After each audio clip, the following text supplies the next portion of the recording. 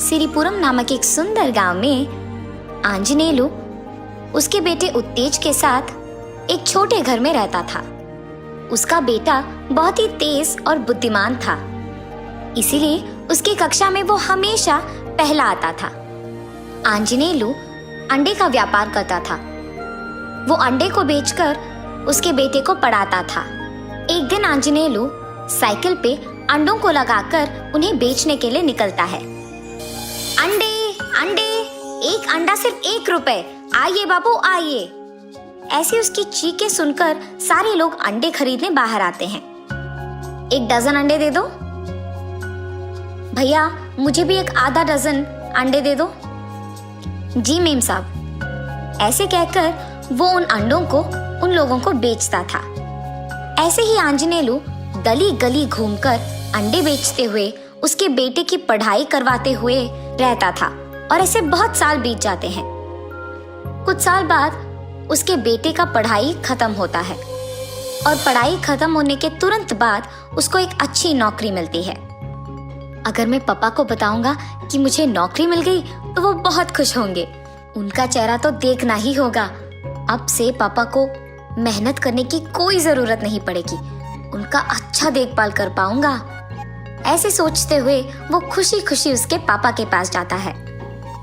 पापा, मुझे नौकरी मिल गई है। अब से आपको ऐसे मेहनत करने की कोई जरूरत नहीं है। ये अंडों का व्यापार भी छोड़ दीजिए पापा, मैं आपका बहुत अच्छा ख्याल रखूंगा। अब हम खुशी खुशी जी सकते हैं। बेटा, तुम्हें नौकरी आई है, इसका मुझे बहुत खुशी है, पर मैं ऐसे कोई काम करे बिना नहीं रह सकता बेटा।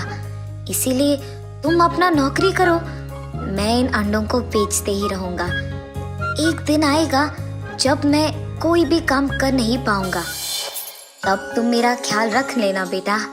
अब तो मुझे ऐसे ही रहने दो। अरे, मैंने तो सोचा कि पापा को अब गली गली घूमकर अंडों को ऐसे बेचने की जरूरत नहीं पड़ेगी, पर क्या करूं, वो तो ऐसे कोई काम करे बिना खाली रहना पसंद ही नहीं करते हैं। इसीलिए मुझे नौकरी करते हुए जो भी पैसे आते हैं उन्हें बचाकर मुझे पापा के लिए कुछ बड़ा खरीदना होगा, ताकि उन्हें कभी काम करने की जरूरत ही ना पड़े। ऐसे ही कोई व्यापार शुरू करना होगा मुझे। ठीक है पापा, जो आपकी मर्जी। ये फैसला करके वो नौकरी करते हुए आए हुए पैसों को बचाकर रखता है। ऐसे बहुत दिन बीत जाते हैं। हाँ, अब तक मैंने जो पैसे बचाए हैं, इससे तो मैं एक रेस्टोरेंट ही रख सकता हूँ। ये फैसला करके वो उसके बचत के पैसों से उस गांव में ही बहुत बड़ा रेस्टोरेंट शुरू करता है। इतने नए और बड़े रेस्टोरेंट को देख उस गांव के सारे लोग उस रेस्टोरेंट को जाना शुरू करते हैं। उतने सारे लोगों से भीड़ित उस रेस्टोरेंट को देख उत्तेज बहुत खुश होता है। अरे, रेस्टोरेंट में तो बहुत सारे लोग आ रहे हैं। यही वक्त है, मैं ये रेस्टोरेंट पापा को दिखाऊंगा और उन्हें बताऊंगा कि इस रेस्टोरेंट का मालिक वही होंगे। ये सुनकर तो वो बहुत खुश होंगे। ये फैसला करके वो उसके पापा के पास जा ही रहा था कि रास्ते में उसके पापा अंडों को बेचते हुए दिख जाते हैं। उनके पास जाकर कहता है, पापा मेरे साथ आइए ना एक बार, मुझे आपको कुछ दिखाना है। बेटा, अभी मैं कहीं नहीं आऊंगा। सुबह से मैंने एक भी अंडा नहीं बेचा है। मैं एक तो अंडा बेचकर घर आऊंगा। तुम जाओ बेटा। ऐसे वो दोनों बात कर ही रहे थे कि अचानक एक बड़े महंगी गाड़ी में एक औरत वहां आती है। सुनिए, अंडे कितने में मिलेंगे? 1 अंडा 5 रुपए का है जी। 6 अंडों को अगर 25 रुपए में दोगे तो मैं ले लूंगी, वरना एक भी अंडा यहाँ से नहीं लूंगी। अरे मेम साहब, सुबह से तो मेरा कोई भी अंडा नहीं बिका और आप कह रहे हो कि 6 अंडे 25 में ले लोगे, तो ले लीजिए ना। हा हा हा, इसके पास तो मैंने 1 अंडे का दाम कम करके 6 अंडे लिया है। ऐसे वो खुश होकर अंडे लेकर वहां से चले जाती है। पापा, अब तो आपने बेच दिया ना, चलिए मेरे साथ। वो उसके पापा को उसके रेस्टोरेंट ले जाकर उन्हें वहां बिठाता है। बेटा, ये मुझे कहाँ लेके आए हो तुम?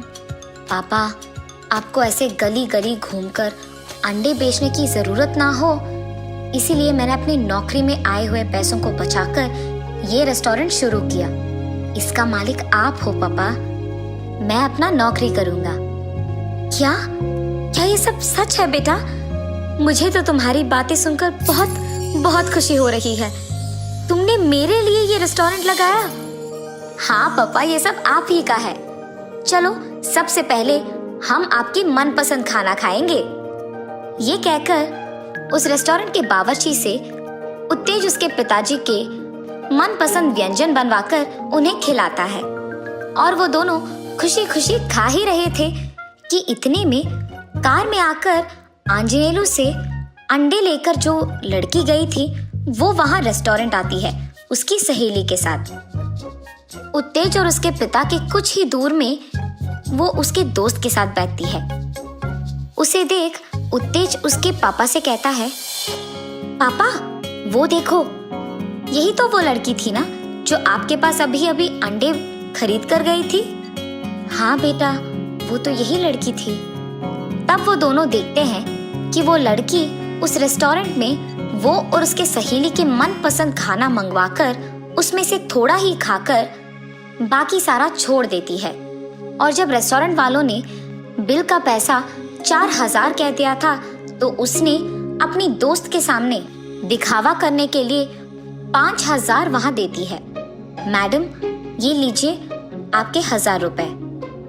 वो 1,000 रुपए तुम टिप की तरह समझकर रख लो। ये कहकर वो उसके दोस्त को वहां से लेकर चले जाती है। उत्तेज उस लड़की को ऐसे करते हुए देख आश्चर्यचकित हो जाता है। पापा, क्या आपने ये देखा? वो लड़की एक मामूली अंडे का व्यापार करने वाले व्यक्ति से बहस करके कम दाम में अंडों को लेती है और वही लड़की एक महंगी रेस्टोरेंट में 4,000 की जगह 5,000 देकर दिखावा करती है। क्यों पापा, लोग भला ऐसे क्यों करते हैं? मैंने ऐसे बहुत लोगों को देखा है जो गरीबों के पास बहस करते हैं और उनको परेशान करके उनसे कम दाम में चीजें खरीदते हैं, पर महंगी दुकानों में तो ऐसा नहीं करते हैं। बहस का तो कोई मौका भी नहीं है। बेटा, यही तो लोगों का बर्ताव है। महंगी लोगों के पास दिखावा और गरीबों के पास बहस। जिन लोगों के पास पहले से ही सब कुछ है उन्हें और पैसा देते हैं और दिखावा करते हैं, और जिनके पास कुछ भी नहीं है, जो रोटी सब्जी के लिए लड़ते हैं, उनके पास बहस करते हैं और उनको ऐसा लगता है कि वो उन्होंने जीत लिया है। तुम ऐसा कभी मत करना बेटा। पापा, ना ही मैं ऐसे करूंगा और ना ही अपने दोस्तों को करने दूंगा। आपके अंडों को इसी रेस्टोरेंट में उपयोग कीजिए और यहाँ का मालिक बन जाइए। पापा, आप ही इसका देखभाल कीजिए। जरूर करूंगा बेटा। तब से उत्तेज के पिता आंजनेलू उस रेस्टोरेंट का ख्याल रखते हुए और उत्तेज उसके नौकरी करते हुए खुश रहते हैं। वो इस बात का भी ध्यान रखते हैं कि अगर कोई मामूली के पास गए हैं तो बहस नहीं करना है। सबके व्यापार को प्रोत्साहित करते हुए वो खुश रहते हैं और सभी को खुश रखते हैं। एक गांव की एक छोटी सी घर में मधुकर नामक एक आदमी रहता था। वो गन्ने की रस बना के बेचता था। मधुकर को बहुत मेहनत करके काम करने की मानसिकता था। एक दिन मधुकर गन्ने की रस बना के बेच रहा था। तब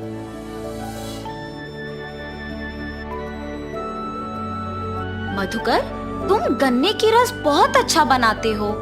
हाँ मधुकर, तुम्हारे हाथों में जादू है। ऐसे गन्ने की रस पीते मधुकर की प्रशंसा करते थे लोग। मुझे आलसी ना होके मेरे गन्ने की रस के बारे में सबको पता चलने के लिए अच्छा और स्वादिष्ट रहने वाली गन्ने की रस बनाना होगा। ऐसे हर रोज वो और स्वादिष्ट गन्ने की रस बनाने का प्रयत्न करता था। वो दिन प्रतिदिन स्वादिष्ट और ताजा गन्ने की रस बनाने के कारण उस गांव में बहुत प्रसिद्ध था। एक दिन मधुकर देर रात तक दुकान में ही रह के और नए तरीके से गन्ने की रस बनाने का प्रयत्न कर रहा था। मुझे कल आज से बेहतर गन्ने का रस बना के बेचना होगा। ऐसे सोचकर दुकान में ही रह के गन्ने का रस बना रहा था। इतने में उस गांव में घूम रही एक देवता उस तरफ से गुजरते हुए प्यासी होने के कारण गन्ने की रस का दुकान को खुला देख सोचती है, लगता है वहाँ कोई गन्ने की रस का दुकान खुला है, कम से कम उससे मेरा प्यास बुझेगा। लेकिन मैं ऐसे नहीं जा सकती हूँ। ऐसे सोच के देवता एक आदमी की नकल में दुकान को जाती है। भाई साहब, मुझे बहुत प्यास लगी है, एक गिलास गन्ने का रस मिलेगा? जी भाई साहब, अभी मैं इनको अदरक और नींबू को मिला के बनाए हुए गन्ने की रस देता हूँ। अगर अच्छा है तो वो मुझे बोलेंगे और मैं कल से ही सबको बेच सकता हूँ। ऐसे सोचकर वो अदरक और नींबू मिला के गन्ने का रस बना के उस आदमी को देता है। वो आदमी रस स्वादिष्ट रहने पर एक और ग्लास मांगता है। अरे वाह, तुम गन्ने का रस बहुत अच्छा बनाते हो। अगर तुम हर रोज इसी वक्त पे अपना दुकान खुला रखते हो तो मैं आकर गन्ने का रस पी के चला जाऊंगा। मेरे पास पैसे नहीं हैं। ऐसे कहकर मधुकर को स्वादिष्ट गन्ने का रस बनाने के लिए एक बैग देकर चला जाता है। मधुकर उस बैग को जब खोल के देखता है तो उसमें सोने को देख खुश होता है। मुझे हर रोज इस समय तक दुकान को खुला रखना होगा, तभी मैं और पैसे कमा पाऊंगा। ऐसे हर दिन वो उस आदमी के आके रस पीने तक दुकान खुला रखता था। वो देवता एक आदमी के नकल में हर रोज आके रस पी के उसे एक सोने का बैग देके चली जाती थी। मधुकर हर सुबह ज्यादा मेहनत करके गन्ने का रस बना के उसे बेच के मिलने के पैसे से ज्यादा उसे शाम में उस आदमी के एक गिलास पीने से कमा रहा था। और इस वजह से वो दिन पूरा मेहनत करने के बजाय सिर्फ शाम में ही दुकान खोलने का फैसला लेता है। मुझे हर रोज सुबह गन्ने का रस बना के बेचने की जरूरत नहीं है। अब से सिर्फ उस आदमी के आने के समय पर दुकान खोल के स्वादिष्ट गन्ने का रस बना के उन्हें देना है बस। उनके दिए हुए सोने से मैं आराम से जी सकता हूँ। ऐसे सोचकर मधुकर उस आदमी के आने के समय पर ही दुकान खोलता था। ऐसे उनके दिए हुए सोने से खुशी खुशी जी रहा था। एक दिन मधुकर उसके दोस्त से मिलता है। क्या हुआ मधुकर, आजकल दुकान नहीं खोल रहे हो? कुछ नहीं, व्यापार अच्छा नहीं चल रहा, इसीलिए दुकान नहीं खोल रहा हूँ। मुझे अब से दुकान खोलने की कोई जरूरत नहीं है। मैं अगर थोड़ी देर शाम में दुकान खोलूंगा तो मुझे दिन पूरा मेहनत करने से भी दुगना पैसा मिलेगा। हर रोज उस आदमी के आने के टाइम पे वो दुकान खोलता था और उसे ताजे गन्ने का रस बना के देता था। ऐसे कुछ दिनों में सुबह दुकान ना खोलने के कारण उसकी आदतें बदल गई थी। मेहनत से काम करने वाला मधुकर अब कोई मेहनत के बिना आराम से रहने लगा। एक दिन मधुकर उसके पास के सारे पैसे गिनते हुए उस आदमी के आने के समय पे दुकान नहीं खोलता है। वो आदमी आके देखता है कि दुकान खुला नहीं है और वहाँ से चले जाता है। गिनती में व्यस्त मधुकर को अचानक याद आता है कि वो दुकान खोलना भूल गया, लेकिन समय तब तक बहुत हो चुका था और वो दुखी होता है कि अब तक वो आदमी चला गया होगा। अरे रे, आज के आने वाले पैसों को खो दिया मैंने। कल मैं उस आदमी के आने के समय से पहले ही दुकान खोल दूंगा। ऐसे सोचकर पैसे कमाने की सोच में मग्न होकर और दुख के कारण वो पूरी रात नहीं सो पाता है। सुबह होने के बाद भी वो सोए बिना सोचते ही रहता है, आज मैं उस आदमी को ताजा गन्ने का रस पिला के ही चैन से सो पाऊंगा। ऐसे सोच के वो सोए बिना बैठे रहता है, मगर शाम को वो अपनी नींद रोक नहीं पाता है। उस आदमी के आने से पहले बहुत समय है ना, इस बीच मैं थोड़ी देर के लिए सो के उठ जाऊंगा। और सो जाता है। ऐसे उस आदमी के आने के समय पे भी सोते ही रहता है।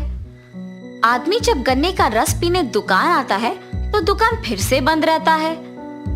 ये दुकानदार न जाने क्यों आजकल अपना दुकान नहीं खोल रहा। कल भी दुकान बंद ही था। कल से यहाँ ना आना ही बेहतर होगा। ऐसे सोच के वो आदमी वहाँ से चला जाता है और जब तक मधुकर उठता है तब तक तो बहुत देर हो चुकी होती है। हाय भगवान, आज भी मैं दुकान खोल नहीं पाया। वो आदमी आकर देख के चला भी गया होगा। अगले दिन वो ध्यान से दुकान उस आदमी के आने के समय पे खोलता है, लेकिन बहुत देर इंतजार करने पर भी वो आदमी लौट के नहीं आया।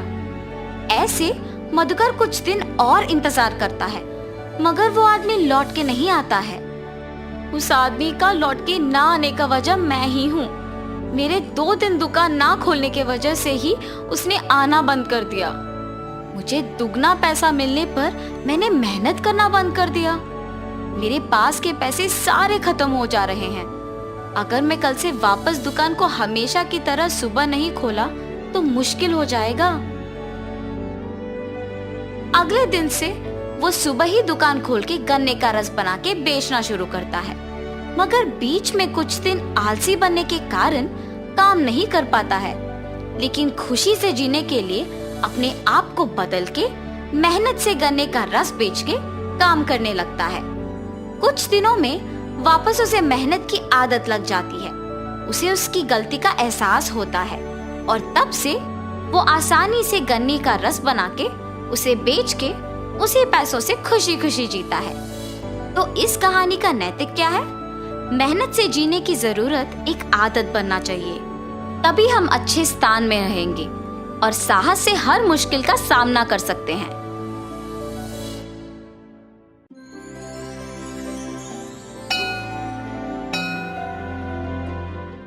एक बार एक शहर में बंधन नाम का एक ठेकेदार अपने माता पिता के साथ रहता था। लोग उसके काम की बहुत प्रशंसा करते थे। तो इस वजह से धीरे धीरे वो बहुत अहंकारी हो गया। बंधन की शादी हो गई और उसकी पत्नी एक बहुत सुंदर औरत थी, मगर सुंदरता के साथ वह बहुत लालची थी। हर दिन जब बंधन अपने काम के लिए घर से बाहर जाता तो उसकी पत्नी कुछ काम नहीं करती। वो बस घर में बैठकर अपने आप को संवारती रहती थी। यहाँ तक कि उसने अपने सास ससुर की भी सेवा नहीं की, क्योंकि बंधन अपनी बीवी के प्यार में इतना अंधा हो चुका था, वो ये सब चीजें देखता ही नहीं था। तो उसकी पत्नी ये सब चीजों का फायदा उठाती थी। एक शाम जब बंधन थक के घर वापस लौटा तो उसकी पत्नी भागकर उसके पास आई और बोली, बंधन मेरे प्रिय, मेरा जन्मदिन आने वाला है, तो आप मुझे जन्मदिन में क्या तोहफा देंगे? ओह, तो तुम्हारा जन्मदिन आ रहा है। तुम बताओ मेरी प्रिय, तुम्हें क्या चाहिए?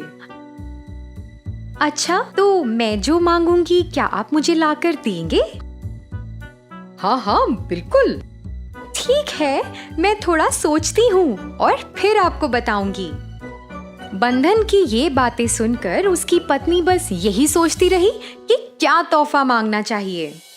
जब वो किसी औरत को साड़ी में देखती तो सोचती कि क्या उसे साड़ी चाहिए, और जब वो मंदिर में जाती और रस्मों रिवाजों को देखती तो सोचती कि क्या उसे चांदी का थाल चाहिए। जब वो घर में बैठी रहती और अपने आप को संवारती रहती तो सोचती कि क्या उसे एक बड़ा सा सोफा चाहिए। और फिर जब वो अपनी पुरानी सोने की चूड़ियों को देखती तो सोचती कि क्या उसे नई चूड़ियां लेनी चाहिए। ऐसे ही इतने सारे ख्याल उसके दिमाग में आए। फिर अचानक उसे लगा कि उसे एक हीरो का बड़ा हार मांगना चाहिए। फिर एक दिन शाम के वक्त बंधन काम से घर लौटा। उसकी पत्नी फटाफट बंधन के पास गई और उसे बताया कि उसे क्या चाहिए।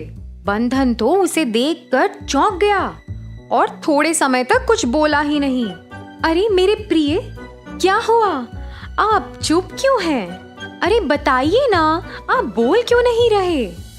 मेरी प्रिय, क्या तुमने मुझसे हीरों का बड़ा हार मांगा है? हाँ, क्या तुम्हें पता है कि उसका मूल्य कितना होता है? नहीं, मुझे नहीं पता। मुझे नहीं लगता कि वो 10 लाख रुपए से नीचे आता है। हाँ, तो क्या? अरे मगर मेरे पास उतना पैसा नहीं है। मैं इतनी रकम तो 10 घर बनाने के बावजूद भी इकट्ठा नहीं कर सकता। अच्छा, अरे लेकिन मेरे पास एक योजना है। आपको 10 घर बनाने की जरूरत ही नहीं है। मेरे पास एक तरकीब है। आप बस 1 महीने में 5 घर ही बनाइए और उनसे 10 घरों का मूल्य प्राप्त कीजिए। क्या? ऐसे कैसे हो सकता है? क्या ये संभव है?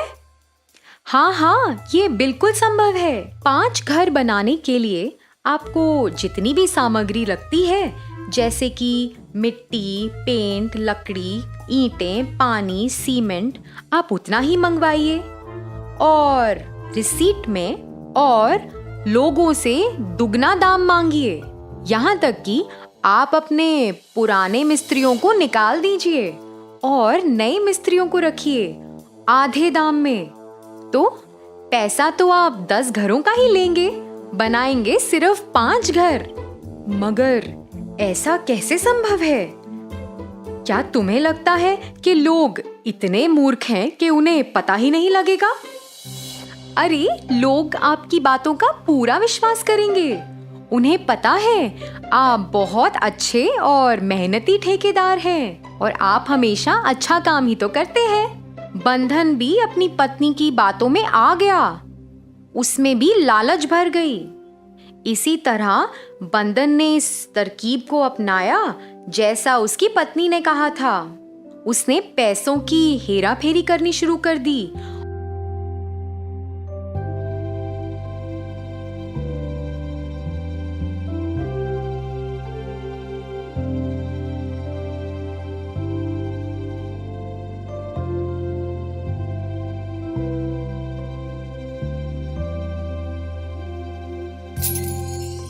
और मिस्त्रियों को भी आधे पैसे दिए।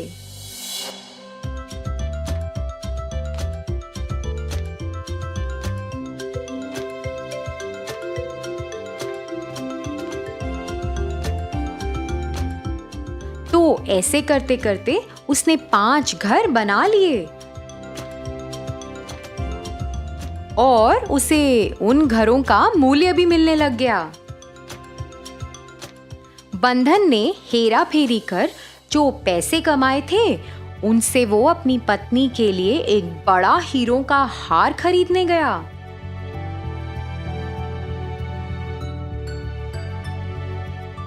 वो हार देखकर उसकी पत्नी तो झूम उठी।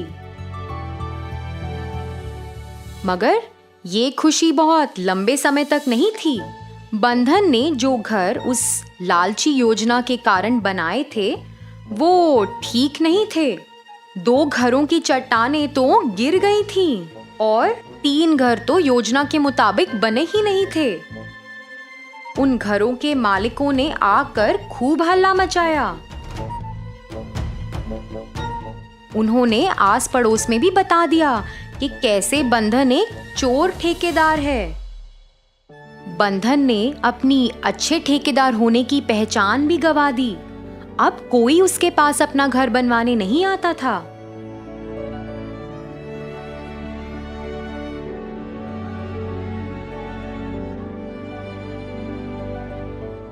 बस ये सब जानकर बंधन को अपनी गलती का बहुत एहसास हुआ। वो अपनी बीवी से बहुत दुखी था और उसने उसे बताया कि जो उसने सोचा था वो बिल्कुल गलत है। उसने ये भी कहा कि सिर्फ बाहरी सुंदरता काफी नहीं होती। बंधन और उसके परिवार वालों को खूब समस्याओं का सामना करना पड़ा।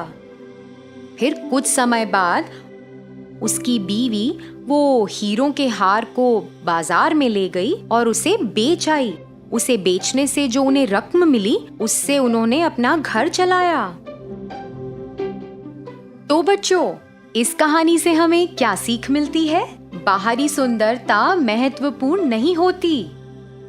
मन की सुंदरता ही एक अच्छे इंसान की निशानी होती है। इंसान को दयालुता और सच्चाई का रास्ता हमेशा अपनाना चाहिए। धन्यवाद।